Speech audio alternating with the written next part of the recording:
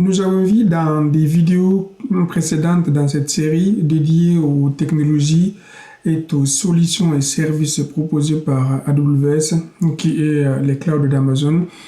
On a vu le système de fichiers EFS, on a vu S3, qui est une solution de stockage. On a parlé aussi des instances SCD. On a eu l'occasion de mettre en place ces solutions-là via des scripts bash.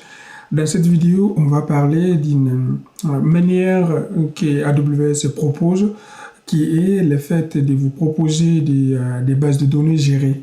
Donc, il y a deux types de bases de données fondamentalement proposées qui est liées dans la fonctionnalité, c'est-à-dire dans la manière de gérer la donnée, qui est une base de données relationnelle ou une base de données non relationnelle.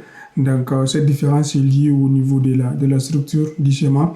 Donc, dans cette vidéo, on va parler de la solution RDS, AWS Relation Database Service ou schéma. Voilà, donc c'est ça qui doit être approximativement la définition des cycles.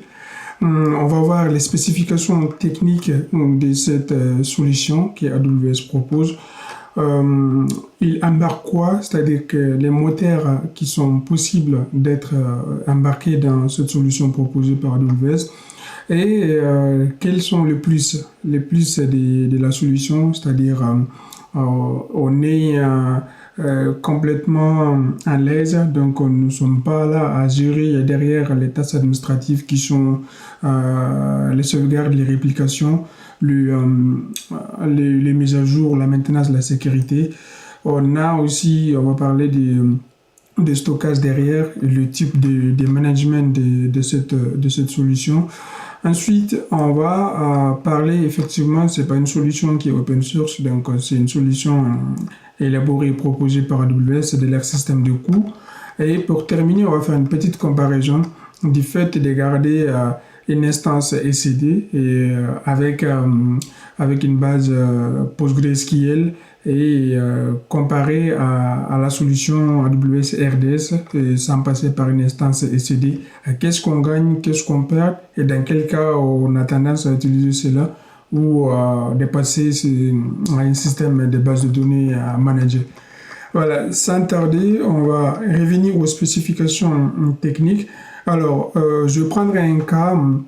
Si par exemple, moi de mon côté, j'aimerais avoir les services d'une base de données, donc la première des solutions, j'ai mon serveur à disposition ou une machine virtuelle où je vais venir installer les informations nécessaires, les packages, je vais configurer cela, je vais essayer de la rendre redondant et persistant en mettant en place des scripts de réplication et surtout de gérer les problèmes de sécurité qui peuvent arriver derrière sur cette base de données. Et voilà les mises à jour des librairies associées à cette base de données, gérer son espace de stockage. Donc ça me fait cette plage de tâches d'administration. Ensuite, je dois être en mesure de les garder dans 2 ou 3 environnements différents géographiquement, qui permettra de gérer la réplication et de gérer aussi la résilience ou de gérer la dépendance du site qui est le monosite, donc je serai en multisite. Donc, pour cela, en fait, AWS, Amazon, il propose un service manager. Dans ce service manager, ils vont s'occuper de la mise à jour, ils vont s'occuper de la maintenance de sécurité, de sauvegarde des réplications. Et il propose aussi des moteurs de base de données. Lorsque j'aimerais avoir un Postgre derrière, je vais choisir un Postgre et je vais mettre ces moteurs de Postgre dans un système Jacket RDS. À la fin, donc j'ai un Postgre derrière, donc je peux les gérer facilement sans m'occuper de la tâche administrative derrière. En termes de stockage, donc ça varie, ça dépend du type qu'on choisit. Donc on est assez large au niveau des stockages qui peut être associé à cette base de données. Donc, le moteur derrière dépendra de l'application et surtout de la maîtrise et l'adaptation de notre solution. Alors, c'est pas un service qui fournit, il y a une offre si on a le droit d'avoir l'offre gratuite d'Amazon, donc qui est une durée de 750 heures, mais qui doit respecter des règles. Actuellement, moi, j'en ai plus. Voilà. Donc, il faut savoir qu'il est proposé de deux manières. On demande, c'est-à-dire on paye ce qu'on consomme, ou en réserve qui nous permettent d'être engagés sur une période donnée, sur une année et sur 3 ans. Il y a un point qu'on n'a pas abordé, c'est le monosite AZ ou le multisite AZ, c'est-à-dire que on peut dire je déploie ma base de données dans une seule zone de disponibilité et point, et ça sera fait de cette manière. Mais par contre, c'est quelque chose qui est dépendant de cette zone de disponibilité. Il y a la possibilité aussi de mettre en place des multisites, c'est-à-dire de répliquer de façon synchrone la donnée des primaires sur des standby, qui est une fonctionnalité juste sous jaquette à activer. Donc, ils s'en occuperont de la suite. C'est leur rôle de ce niveau-là de gérer, puisque c'est un service manager. Donc, voilà, on revient au niveau des coûts. On demande, c'est-à-dire qu'on va payer ce qu'on consomme, donc le prix, ça varie, c'est une tarification par heure. Donc, on a des manières d'avoir des multi-AZ, c'est-à-dire un multi-AZ avec, c'est-à-dire deux zones, une zone principale primaire et une zone de stand-by, qui est à peu près le double du mono AZ, et le triple AZ qui est à peu près le triple du mono AZ parce qu'on a des zones de stand-by. Les réserves sur une année te permettra en quelque sorte de garantir une réduction de coûts avec un engagement en contrepartie et de 36 à 37. Donc j'ai pris les plus petits au max que j'ai vu sur la liste qu'on va voir à la fin de la vidéo, c'est-à-dire la liste de tarification qui nous mettent à disposition. Donc, donc ça c'est encore le mono AZ mais sur 3 ans. Donc c'est des 45 à 57% de réduction. Pareil pour les multi-AZ, donc on a à peu près la même chose que je vis. J'ai essayé de parcourir quand même toute la liste pour ne pas donner des chiffres erronés. Mais l'avantage qu'on a, c'est que c'est des données qui sont disponibles sur le site d'AWS, qu'on peut avoir accès et qu'on peut vérifier ensuite de choisir.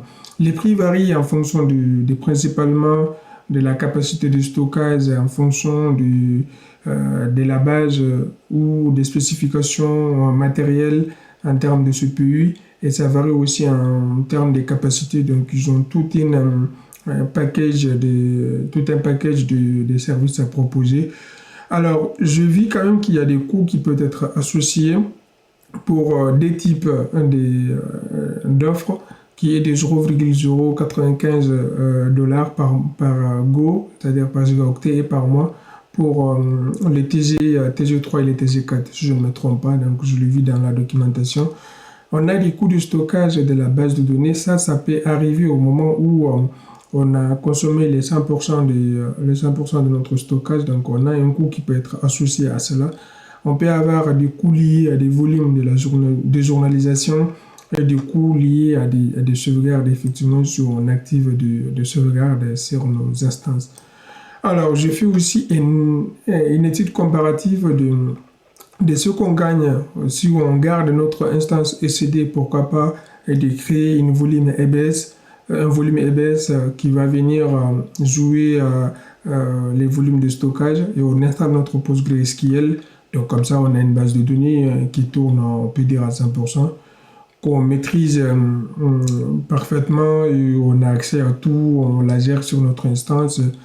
Par contre, ça va venir nous mettre dans cette situation-là. Donc, dans ce cas-là, il faut être capable de gérer cette partie-là. Donc, parce que ça, c'est un plus que Amazon te prend. Vous prenez, qui consiste à sauvegarde à sauvegarder des données, de faire des mises à jour de sécurité. Donc cette partie-là, ça va venir sous notre responsabilité. En plus de cela, lorsqu'on veut faire des montées, des scaling verticales pour augmenter la capacité de nos instances CD, on doit faire une petite redémarrage de la base de données qui peut entraîner des coupures dont on n'aura pas besoin lorsqu'on gère une base de données sur RDS. Même si on a des coupures qui sont prévues ou imprévues, AWS se débrouille pour gérer que l'instance est basculée automatiquement sur une zone de disponibilité opérationnelle au moment au moment de la maintenance de la primaire qui était en panne. À la suite, ils vont ajouter les primaires comme une base de stand-by dans la boucle, c'est-à-dire dans tous les systèmes. Donc ça, c'est adapté à des bases, à des besoins qui ne nécessitent pas des résiliences absolues, donc qui peut tolérer des pannes.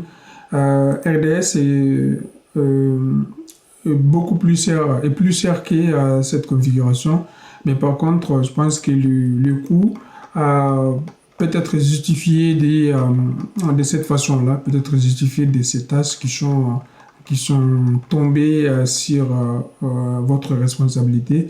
Donc la difficulté à ce niveau-là va se trouver au niveau de l'expertise interne ou l'expertise allouée à cette gestion-là sur vos instances dédiées. Pas dédiées tout court aux instances sur lesquelles vous travaillez. Donc je ferai quand même le choix de prendre la tarification, là où j'ai pris les tarifications. Donc ils sont là sur la documentation officielle. Je vais les mettre en description dans cette vidéo, sous la description de cette vidéo. Donc les minimums, il faut savoir que les prix varient en fonction de la région. Si je prends une région, là c'est les régions qui est en Afrique, on va voir que les prix a changé. Ça dépend aussi si on veut faire une seule stand-by ou on veut en avoir plusieurs stand-by pour notre gestion. Les coûts associés, effectivement, il les décrit très très bien. Donc, c'est le coût de gestion qui peuvent être associés à la base, le coût des stockages, le coût dédié à la journalisation. En plus, on peut se servir de ce luxe de faire un plus et d'avoir toute la palette des prix qu'ils ont. Voilà, donc le pourcentage des gains. Si j'aimerais savoir combien je gagne sur 3 ans, donc en prenant un engagement. Alors, cette offre qui consiste à prendre un engagement sur une année, sur 3 ans, c'est possible lorsqu'on a une vision sur l'activité. Donc, c'est pas quelque chose qu'on va venir prendre parce que ça a un coût réduit, alors que l'activité va durer que 6 mois. Et donc, c'est pas opportun pour ces cas de figure-là. C'est tout par rapport à cette vidéo. Dans la deuxième vidéo, on va voir comment la haute disponibilité est assurée pour un environnement RDS pour ces services-là, et avant de passer à d'autres types de bases de données. J'espère que cette vidéo vous a permis d'apprendre quelque chose à minimum, ou encore vous a permis de savoir la disponibilité de cette ressource qui n'est pas à négliger du tout. C'est tout par rapport à cette vidéo et je vous dis à très bientôt pour d'autres tips sur les services AWS.